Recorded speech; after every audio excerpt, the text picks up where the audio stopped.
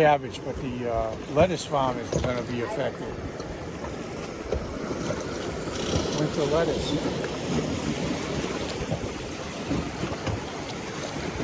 Here we go.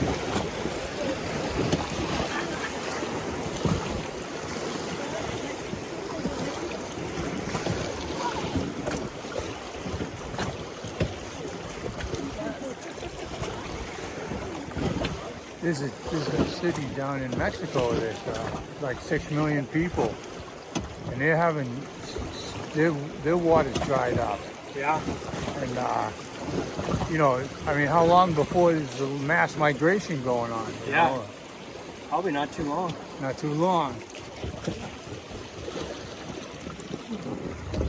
Gonna have to move up north, near like Canada and the northern part of the country. Get a lot of water up there. They don't want to give us their water.